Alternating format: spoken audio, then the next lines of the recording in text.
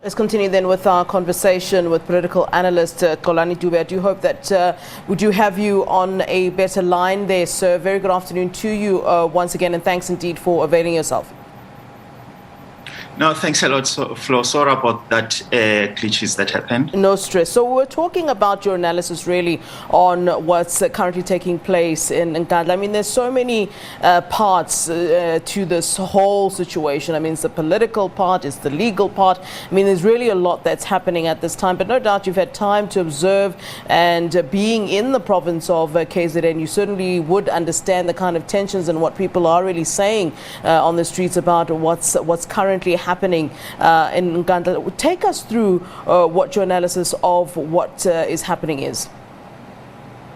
Look, Flo, I think we as South Africans, we need to appreciate what is happening currently in our country. Yeah. Because we are starting to undress the veil that engulfed us in 1994, where we thought that we are inheriting a country that is so immaculate. Remember that we had people like President Mandela and the others who were presented to us as people who can take us across the River Jordan. But now we are in that other part of Jordan, and we can see that, look, things are not the way we hoped. And I think it's time for us South Africans really to have a serious conversation around the pillars of our democracy, that is law, that is justice, and other things that constitute what we call it South Africa. Because as you can see, we seem as if we are a fragile society. South Africa is very fragile, and anything that happens, we tend to tribal profile people, we tend to invoke things that I think that they are taking us backward rather than to deal with the realities that are facing us currently. Because the issue of Zuma, I think we need to say it is a good thing that happens. And so we need really to think hard so that in future, such things don't happen, rather than to say, look, Zuma is a villain, we have his supporters who are unruled. We need to be dialectics in our analysis. What are the causes of these things, and what are the effects, and what are the remedies or the mitigating ideas that we can craft in order to develop a strong and a prosperous South Africa, rather than to keep on focusing on a particular individual, because this person might depart this earth, but issues that is raising, the pitfalls that we see in our society might still be haunting us. Yeah, I was chatting to a constitutional law expert earlier on while we were dipping in and out of Nkandla, and he mentioned that the Constitutional Court ruling is nothing political. It's really just a legal issue whereby the former President Jacob Zuma did something wrong and is then being told by the Constitutional Court to indeed then pay for it in a legal way. I wonder if you have a different analysis on the issue, because it does seem that everyone else who is supporting the former president does see this as some sort of a political game, and that the former president is being punished politically. Look, I think we need not to be naive and think that our justice system or justice across the world is just an innocent and immaculate entity. We know very well the power relations in South Africa, I mean, even in the world, that certain institutions are there to serve the interest of the ruling class, And so the battle that you see in the world is the ones of those who have and the ones who don't have, Exactly what we see currently in Nkandla. We're seeing the rise of people who have been the outcast of post-1994 democracy, inverted commas. And these are the people who are using this opportunity to cry out loud, to say, look, here we are. It seems as if we are a forgotten a society or forgotten human being.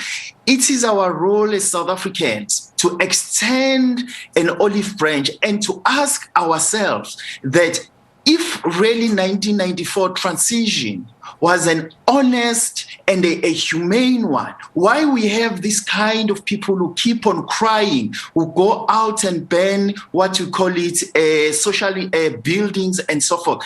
This, what is happening in Nkandla, we need not to look it through our fictional eye, but we need to look it in a way that presents an opportunity for us all to sit down and craft South Africa that is inclusive. Because we know it very well that during CODESA, there was little or there was no consultation. But now we need to start to have that consultation to say what kind of society we want, what kind of justice system we want as South African. Because if we are going to have your safe South Africa or defend democracy, we'll enter into this public space with a skewed view. I don't think that we are really helping the future generation, but we are destroying their future. The best thing, Frank Chikane, Mavuso Msimanga, Kalni House, any other honorable citizen, they are supposed to be under one roof and say, where are we going wrong? How can we find each other in order to move forward? Because for them to have this ego that they are displaying currently is not helping anyone. Let me ask you a question very simply, really. Are you under the impression that the former president should indeed hand himself over to correctional services, to the police this evening, as was required of him?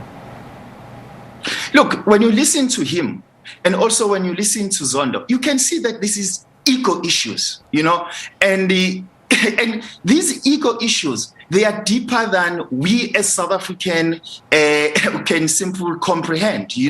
They talk about personal issues, and these personal issues are also encroaching into the public space. That's why I am saying we need not to look it through a factional eye, but we have to ask ourselves that if we are in this crisis, how can we come out of it as a united South Africa? Because if we are not, trust me, the people who are going to be at the receiving end are the South African natives, because the confusion, the chaos that you see is not on the other side of the world, of which is the white world or the world of the saved, but the confusion that you see is in the world of the condemned, the world of the unemployed, the world of the people who are desperate to attain a status of being human beings. And so I think that is the role of each and every person here in South Africa who claim to be moral upright and ethical upright, to stand up and say, look, in South Africa, justice can only be celebrated if our economy and other social needs are being distributed equal. But if we're not going to discuss about those things and personalize our issues, I don't think that you are going to go anywhere. But what I'm seeing currently from every person in South Africa, we are personalizing issues rather than to deal with substantive issues that are facing us as South Africans.